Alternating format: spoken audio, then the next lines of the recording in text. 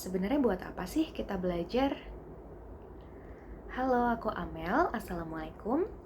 Dan kali ini aku mau ngobrolin tentang belajar. Di video sebelumnya aku sempat bilang kalau salah satu hobiku adalah belajar. Dan ini maknanya luas ya, nggak cuma belajar secara formal, seperti sekolah, kuliah gitu, tapi juga belajar secara non formal, seperti ikut kursus-kursus, maupun informal. Dan informal ini luas banget, lebih luas lagi, bisa dari kehidupan sehari-hari yang tentunya kita maknai ya gitu, biar pengalaman itu jadi sebuah pembelajaran gitu. Nah, kok jadi teori banget ya ngomongnya. Oke, jadi apa sih? Oh ya, balik lagi ke yang tadi aku sebut di awal. Sebenarnya untuk apa sih kita belajar? Untuk alasannya sebenarnya mungkin tiap orang punya alasan yang berbeda-beda ya, punya alasan masing-masing. Tapi kalau buat aku ini baru aja mengalami sebuah perubahan pemaknaan ya terhadap belajar itu sendiri. Sebelumnya itu aku pengen belajar, pengen terus belajar ya, ikut ini itu kayak dari SD tuh kayak aku ikut, selain sekolah juga ikut kursus, dulu pernah ikut les sempoa, terus pernah ikut bela diri, tapi kayak cuman sebentar doang sih gitu, karena ternyata aku ngerasa nggak fit aja, nggak cocok gitu. Terus habis itu pernah ikut kursus bahasa Inggris, terus ya gitu. Terus SMP bimbel, lebih ke bimbel sih. SMA juga bimbel. Apalagi ya, kursus apa lagi ya. Dan kuliah, dan sampai ngelanjutin S2 juga gitu. Nah, beberapa orang tuh ada yang bilang, kok betah banget sih belajar gitu, kok suka banget belajar. Soalnya kayak aku juga suka ikut kayak kursus-kursus online gitu ya. Sampai sekarang bulan ini aku ikut 5 kursus online, 5 kelas online yang itu tuh berseri, dan hampir semuanya itu ada tugasnya, ada PR-nya. Jadi plus aku juga ngikutin bulan ini tuh sempat ikut kelas offline juga gitu. Dan itu tuh kayak, kok ini sih Mel, betah banget belajar mulu gitu, nggak bosen apa gitu. Sebenarnya apa sih yang dicari gitu. Nah, kalau dulu yang gak dulu banget sih, setidaknya sampai aku S2 kemarin lah, sampai lulus S2 kemarin itu aku masih cenderung ke alasan yang sifatnya mungkin egois ya. Maksudnya alasannya itu lebih ke diri aku sendiri, yaitu ingin memenuhi keingintahuanku kayak gitu. Jadi kayak aku kan suka kepo nih ya. Suka kepo terhadap beberapa hal gitu. Dan dengan belajar kan aku jadi lebih tahu ya kayak gitu. Jadi kayak memuaskan keingintahuan gitu si anak yang kepo ini gitu. Nah, terus setelah lulus S2 kemarin, sebenarnya aku juga punya ini sih, punya planning ke depannya gitu. Jadi aku tuh nggak asal-asalan juga dalam milih jurusan. Jadi dari sejak S1 aku tuh tahu banget kenapa aku pengen ngambil jurusan psikologi. Dan waktu S2 juga aku tahu banget kenapa aku pengen ngambil jurusan Adult Education for Social Change gitu. Jadi ada long term goal-nya memang gitu.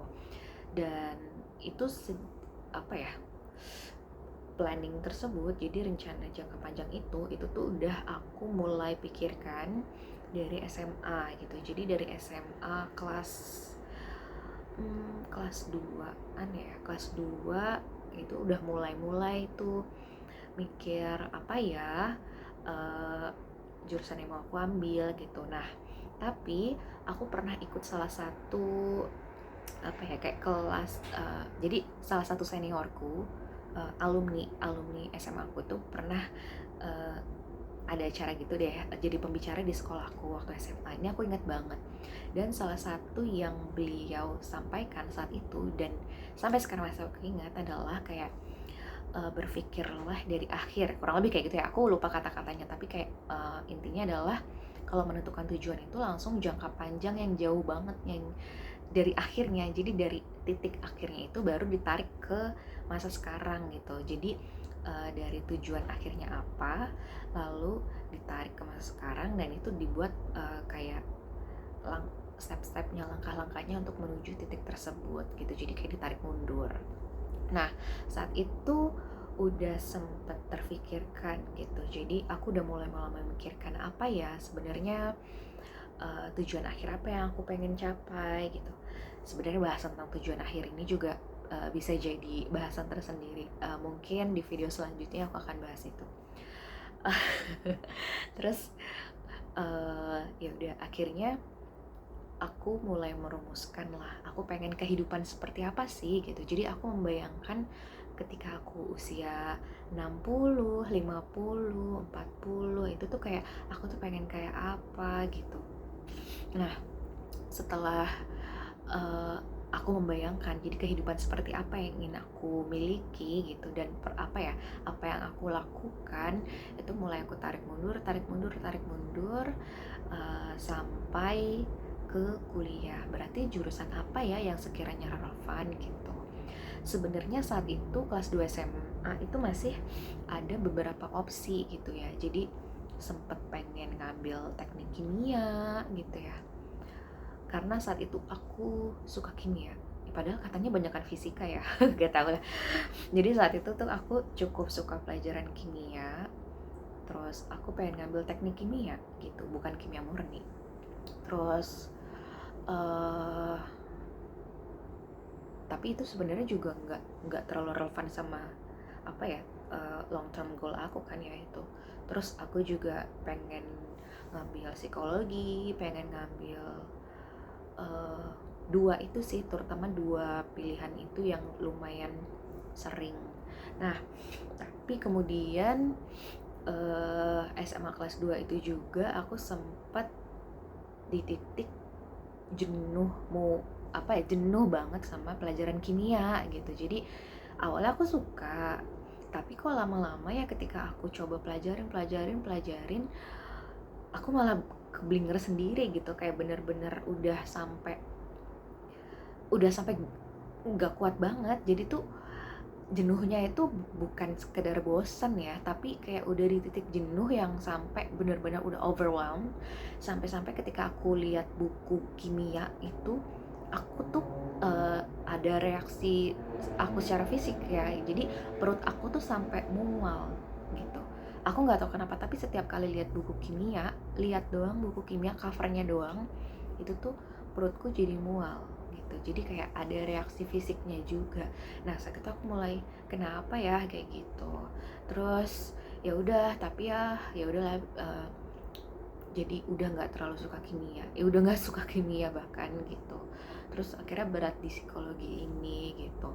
Saat itu juga balik lagi kalau inget tentang long term goal aku, saat itu aku tuh pengen SMA itu ya, jadi bayangan aku itu lebih ke gini, aku mulai terpapar dengan isu-isu sosial di sekitar aku saat itu. Bagaimana ada saudara jauh aku yang dia tuh mengalami kesulitan dalam belajar, yang benar-benar sulit belajar ya. Jadi sampai sekarang sih aku nggak tahu ya, kayaknya itu belum sampai sekarang nggak dibawa ke profesional juga, jadi nggak terdiagnosa gitu. Mungkin dia mengalami gangguan belajar, cuman tidak terdiagnosa dan tidak tertangani dengan baik, karena itu juga saudara yang cukup jauh ya gitu. Jadi saat itu aku cuman kayak apa ya yang bisa aku lakuin gitu. Ada saudaraku yang kayak gitu, ada juga tetangga aku. Sebenarnya saat itu juga nggak terlalu kenal banget sih, cuman pernah dengar gitu aja. Terus jadi kayak ada ya orang-orang kayak gitu. Jadi kayak apa ya yang bisa aku lakuin gitu untuk orang-orang yang punya gangguan belajar, misalnya kesulitan dalam belajar. Terus juga ada orang-orang yang kayak nggak jelas maksudnya kayak gimana ya, mengalami kebingungan gitu ya, ketika lulus kuliah, ketika usia 25. Saat itu aku belum tahu ada quarter life crisis ya, kayaknya itu belum ngehits juga sih termnya saat itu. Jadi aku belum tahu, tapi kayak aku melihat fenomena itu. Jadi kayak ada orang-orang yang usianya sekitar segitulah ya, itu sekitar 20-an, itu tuh kayak mengalami kebimbangan dalam hidupnya kayak gitu. Nah, apa ya yang bisa dilakukan untuk bisa mengoptimalkan potensi dari orang-orang itu gitu? Itu yang aku pikirkan. Nah, eh, kenapa nggak sosiologi, masalah sosial enggak sih, itu lebih ke kayak masalah individunya ya, apa kayak ada isunya itu di individunya kan. Jadi eh, akhirnya aku memutuskan untuk ambil psikologi gitu. Aku pengen mempelajari perilaku orang, kenapa orang tuh berperilaku seperti ini, kenapa orang tuh tidak berperilaku seperti ini. Jadi kayak kenapa gitu.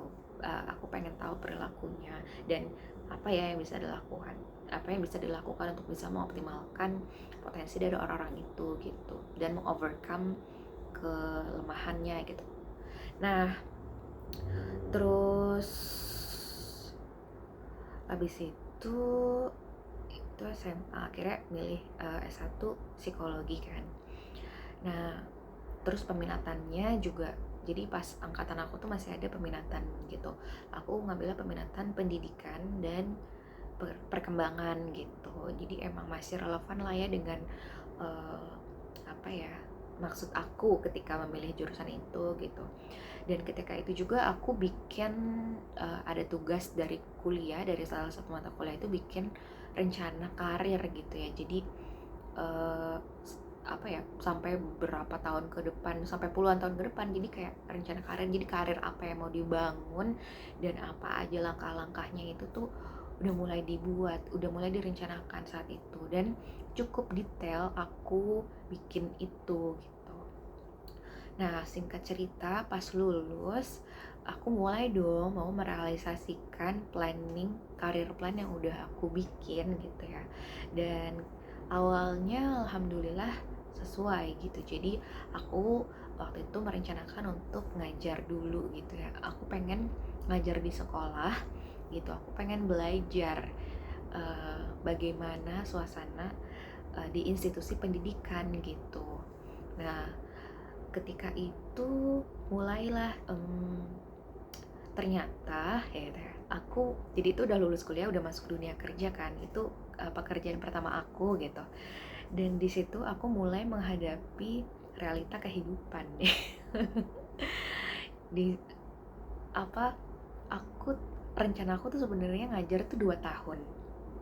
Habis itu lanjut S2 gitu. Nah, tapi itu aku di 8 bulan ngajar aku resign gitu. Kenapa? Karena ya itu tadi, karena terbentur oleh realita kehidupan. Jadi ini aku share aja lah ya. Jadi saat itu tuh uh, apa ya, orang tua aku punya pandangan yang berbeda sama aku gitu. Jadi mereka punya ekspektasi tertentu sama aku gitu, yang itu berbeda dengan karir plan aku gitu.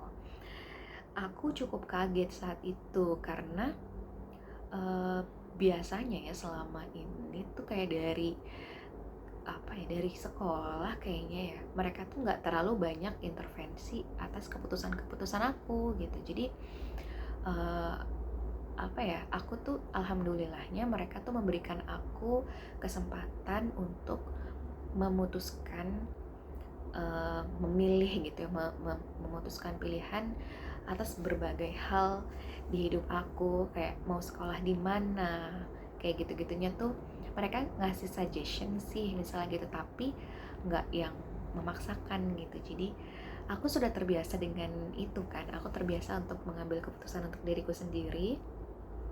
Dan akhirnya pas udah kerja itu aku kaget loh, padahal ini aku udah gede loh, padahal gitu kayak udah gede, udah kerja, kok malah gak boleh gitu. Jadi kayak apa, aku kaget aja saat itu gitu. Nah, sempat shock banget saat itu. Aku resign dengan penuh air mata lah ya gitu.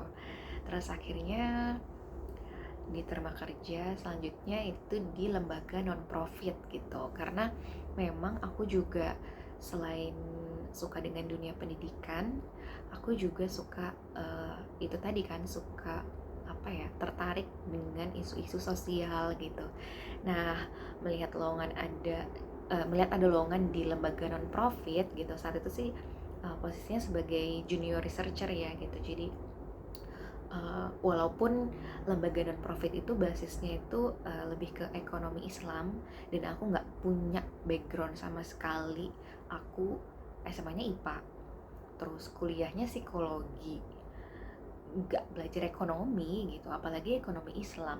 Dan aku juga nggak pernah sekolah di sekolah Islam gitu, jadi kayak bener-bener pengetahuan aku tentang ekonomi Islam itu minim banget gitu. Nah, ini adalah lembaga non profit yang basisnya itu ekonomi Islam gitu kan, filantropi Islam. Nah, eh begitu masuk, alhamdulillah gitu, banyak ilmu baru jadinya. Nah, jadi itu udah mulai agak sedikit bergeser ya dari tujuan awal gitu. Tapi aku enjoy saat itu, aku enjoy ilmu-ilmu baru yang aku terima gitu. Dan toh juga masih masih relevan dengan isu-isu sosial itu tadi gitu, walaupun aku tidak secara langsung gitu ya, aku lebih ke melakukan kajian-kajian. Tapi ketika melakukan kajian itu aku beneran berinteraksi langsung dengan para penerima manfaatnya kayak gitu. Jadi aku kayak menyaksikan langsung dampak dari program-program yang dijalankan oleh lembaga non profit tersebut gitu kan. Jadi kayak wah, aku tuh ngerasa kayak ya seneng gitu. Nah, terus tadi yang rencananya aku kerja 2 tahun lanjut kuliah itu jadi agak mundur, jadinya 3 tahun kerja di lembaga non profit itu plus tadi 8 bulan atau hampir setahunan aku ngajar tadi, jadi total 4 tahun setelah lulus S1 aku baru lanjut S2 gitu ya. Alhamdulillah gitu, dan itu timingnya juga pas sih, karena saat itu aku udah ngerasa di posisi aku sebagai junior researcher itu aku udah mulai memasuki fase-fase agak jenuh, dalam artian kayak uh, pekerjaan aku sudah mulai repetitif gitu ya. Jadi kayak hal-hal barunya itu kayak udah nggak sebanyak ketika di awal kan kayak banyak banget hal baru yang aku pelajari. Nah, semakin lama kayak aku agak mengulang lagi dari yang tahun sebelumnya, tapi yang tahun kedua masih oke, masih kayak pendalaman apa yang aku lakukan, apa yang aku kerjakan. Terus di tahun ketiga itu udah mulai ada di titik jenuh gitu, kayak aku harus mengembangkan diri lagi nih gitu, aku harus berkembang gitu. Dan pun juga kalau aku mau mau naik ke jenjang karir berikutnya, misalnya kayak itu kan aku junior researcher, kalau aku pengen jadi senior researcher ya itu kan minimal harus S2 gitu. Ya udah, uh, baik aku tetap di situ tapi aku mau naik jadi senior researcher, ataupun aku pindah pekerjaan gitu ya, aku merasa aku harus berkembang gitu. Dan akhirnya alhamdulillah kesempatannya pas banget, saat itu aku bisa lanjut S2. Dan saat itu aku masih balik lagi ke ngambilnya Adult Education for Social Change. Nah, di sini aku ngerasa jurusan itu pas banget gitu loh, karena dia itu merangkum lah ya minat aku gitu. Aku masih berminat di pendidikan ya, aku masih berminat untuk mengembangkan orang gitu. Dan juga for social change itu juga kayak membawa perubahan sosial apa nih gitu orang-orang ini gitu. Dan adult education juga aku sebenarnya memang seiring berjalannya waktu, aku memang waktu itu ngajarnya SD. Terus ya oke sih, walaupun itu challenging banget buat aku gitu, tapi di pekerjaan aku yang selanjutnya itu tuh aku banyak berinteraksi dengan orang-orang dewasa kan gitu di perkantoran gitu. Dan itu jadi kayak aku menemukan oh ya kayaknya aku lebih preferensi aku aja sih ini itu untuk orang dewasa gitu. Jadi karena di situ ada dialog kayak gitu kan, uh, jadi aku ibaratnya kayak kalaupun memfasilitasi pembelajaran seseorang itu nggak cuman dianya yang belajar, tapi kitanya juga banyak belajar karena ada dialog itu tadi. Dan itu aku menikmati hal itu gitu. Nah, jurusan aku yang S2 itu menurut aku benar-benar merangkum itu semua kan. Ya udahlah, akhirnya aku kuliah itu.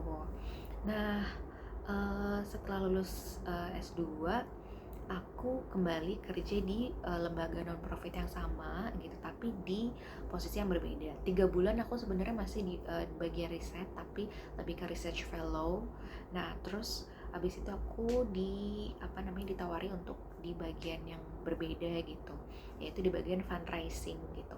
Itu jadi challenge juga buat aku, karena aku tuh kayak fundraising, aku tuh zaman S1 tuh ngedanus aja tuh aku nggak bisa gitu, jualin dagangan buat acara kampus tuh aku nggak bisa, kayak ujung-ujungnya kalau nggak laku tuh aku beli sendiri gitu. Aku nggak bisa tuh yang bener-bener nawarin campaign dan segala macamnya, itu nggak belum belum bisa gitu lah. Nah itu tuh aku ngerasa saat itu jadi tertantang juga kan, wah ini aku bakalan banyak belajar nih, aku belum bisa gitu. Terus alhamdulillah akhirnya tawaran itu aku ambil dong gitu dengan senang hati. Nah terus singkat cerita 1,5 tahun di fundraising lembaga non profit itu, aku akhirnya mulai berpikir-pikir lagi gitu, karena uh, aku jadi mulai, oh ya kan aku juga suka masih ikut kelas-kelas ini ya, ikut kelas-kelas online gitu-gitu ya. Nah ada salah satu kelas online yang aku ikutin yang menurut aku itu ini sih membuka mataku banget. Jadi saat itu tuh bentuknya lebih ke kayak workshop. hmm, dan itu uh, berulang kali si pengajarnya itu menekankan tentang manfaat gitu. Jadi kayak itu tuh freelance bootcamp gitu. Nah terus jadi untuk melakukan freelance itu juga apa sih manfaat yang bisa kita kasih ke orang gitu kan. Jadi kayak yang kita tawarkan adalah value yang bermanfaat bagi orang tuh butuhnya apa, kayak gitu-gitu. Nah terus aku tuh cukup stuck ya di situ. Awalnya semangat, aku ikutin rangkaian kelasnya itu, ngerjain tugas-tugasnya juga, tapi terus ketika udah kelar tuh kayak aku tuh jadi overthinking sendiri, kayak bener nggak ya, aku tuh kayak waktu itu oke lah bikin produk gitu kan, tapi sambil bikin produk itu terus juga ternyata produk aku tidak bisa diterima pasar ya belum bisa diterima pasar saat itu. Terus aku jadi mikir, uh, apa yang aku offer tuh kayak apa nggak dibutuhkan orang ya, kayak gitu. Terus akhirnya aku jadi mikir, sebenarnya aku tuh bisa bermanfaat dalam hal apa ya, kayak gitu. Nah itu cukup jadi bahan pikiran aku, dan di situ pula jadi titik balik aku ini lagi sih, merefleksikan lagi gitu. Jadi aku berefleksi lagi, sebenarnya aku buat apa sih belajar ini gitu. Kayak kemarin kuliah sampai S2 gitu, ada nggak sih manfaatnya dari ilmu yang aku dapatkan gitu. Nah itu tuh aku mulai overthinking lagi gitu. Jadi kayak karena memang dari dulu tuh aku tidak pekerjaan itu bukan menjadi prioritas aku dalam belajar gitu. Gini gimana ya kata-katanya, jadi motivasi belajar aku itu utamanya tuh bukan untuk mencari pekerjaan, memang dari dulu, dari S1. Jadi lebih ke kayak peran apa yang aku bisa berikan, aku bisa ngapain ya, lebih ke kayak gitu. Nah itu seperti ditampar balik gitu oleh pengajar kelas yang aku ikuti itu, karena aku kok kayaknya ini ya mulai disorientasi, mulai lupa lagi kenapa aku belajar gitu. Karena mungkin aku tuh jadi mikir, apa aku mulai terlalu berfokus pada hanya ingin memuaskan keingintahuan aku aja, kayak gitu, daripada ke manfaat apa yang bisa aku berikan dari ilmu yang aku dapatkan. Nah di situ tuh aku jadi semacam tersadar, atau ya jadi kayak ditampar lagi gitu ya, kayak oke, sebenarnya alasan aku belajar itu bukankah untuk memberikan manfaat bagi orang lain gitu. Jadi tuh aku kayak ditampar balik lagi, kayak diingetin lagi gitu, perihal apa namanya, pekerjaan utama. Toh juga pekerjaan itu jadi lebih ke kayak ya pekerjaan itu adalah bentuk apa ya, kebermanfaatan yang aku lakukan, kebermanfaatan yang ingin aku berikan gitu. Jadi kayak dari ilmu yang aku dapatkan, terus manfaatnya untuk orang lain itu aku akan berikan dalam bentuk pekerjaan yang aku lakukan, kurang lebih kayak gitulah ya. Nah itulah yang aku pikirkan gitu. Nah, apakah pekerjaan aku saat ini tuh gak bermanfaat gitu kan? Sebenarnya kalau aku bisa mencapai target dari pekerjaan aku saat ini, bisa mencapai KPI gitu ya, bisa memenuhi KPI aku, insya Allah sebenarnya itu bermanfaat gitu ya, karena namanya fundraising gitu ya. Fundraising otomatis jadi kayak dana yang aku kumpulkan itu kan juga akan disalurkan dalam bentuk program-program gitu ya, program-program yang insya Allah bermanfaat bagi para penerima manfaatnya gitu kan. Nah tapi sayangnya gitu ya, mungkin dari lack of skill aku itu tadi ya, kayak aku belum terlalu mahir untuk melakukan fundraising gitu. Jadi aku belum bisa optimal dalam pekerjaan aku saat ini. Sempet aku ngerasa tuh kayak bodoh banget, kayak aku nggak bisa mencapai ini ya, kayak gitu. Dan ini udah 1,5 tahun loh gitu. Waktu itu sih mulai mikir dari sekitar 1 tahunan ya, kayak udah 1 tahun apa aja yang aku lakuin, kayak udah mulai kayak masa belajar aku lama banget sih gitu. Kayak oke, di awal aku memang belajar dulu gitu kan, tapi ini udah setahun, mana progresnya Mel gitu, mana hasil belajar apa ya, iya mana manfaatnya yang bisa kamu berikan tuh mana gitu. Aku mulai tuh menyalahkan diri aku banget saat itu, kayak fase downnya aku banget, kayak aku merasa tidak bisa bermanfaat gitu dalam pekerjaan aku gitu. Terus ya cukup lama sebenarnya, sampai sekarang aku masih sering berpikir seperti itu ya, kayak kok aku nggak bermanfaat banget ya, nggak guna banget sih di kantorku kayak gitu. Tapi sih beberapa orang tuh kayak mencoba menenangkan aku dengan ya gimana ya Mel, masalah hasil itu kan di luar kendali lo gitu, apalagi kayak apa ya, bidang apa kayak divisi apa yang aku lakukan sekarang ini tuh cukup baru. Jadi ini project baru lah ya dari lembaga tempat aku bekerja ini. Ini project baru yang butuh kolaborasi dari berbagai pihak gitu. Yang namanya kolaborasi dengan berbagai pihak kan itu juga apa ya, ada banyak hal yang di luar kendali aku dong gitu. Karena yang bisa aku kendalikan kan hanya kinerja aku gitu. Sedangkan kelancaran komunikasi, terus juga ya pokoknya orang lain, pihak lain itu kan ada di luar kendali aku gitu kan. Nah terus pokoknya kayak gitulah. Terus kata orang-orang yang aku konsultasi ini tuh ya mereka menenangkan aku dengan gitu, kayak ya udah yang penting kamu sudah melakukan banyak hal gitu. Kalau memang ternyata hasilnya belum ada gitu, atau hasilnya belum mencapai sebagaimana yang diharapkan gitu, ya itu udah di luar kendali kamu gitu. Nah sebenarnya aku nggak terlalu puas dengan hal itu ya, karena agak-agak ambi dalam hal pencapaian gitu. Kayak aku ngerasa ya udah, perasaan tidak berguna itu kuat banget, jadinya masih kuat. Dan akhirnya aku mulai berpikir lagi, sebenarnya bila dalam bidang apa aku bisa bermanfaat ya gitu. Akhirnya mulai memikirkan opsi-opsi yang lain gitu. Itu sih. Jadi apa ya intinya dari video ini? Ya intinya sih buat aku dengan kondisiku, dengan konteks aku, dalam sudut pandangku, belajar itu untuk apa? Untuk bisa bermanfaat gitu.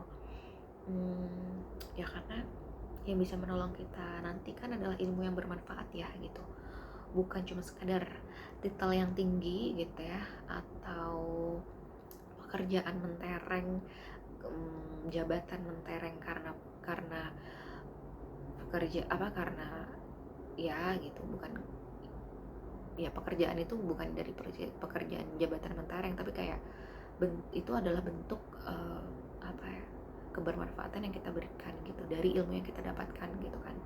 Nah itu sih, jadi kayak menurut aku sih itu gitu, dan aku sangat amat aware dan menghargai bahwa mungkin kondisinya di orang lain bisa berbeda gitu ya.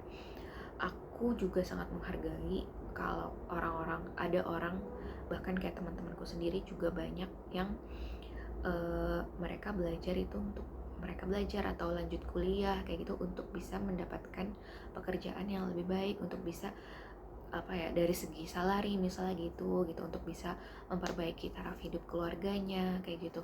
Itu aku sangat hargai gitu, karena kan konteks tiap orang beda-beda ya.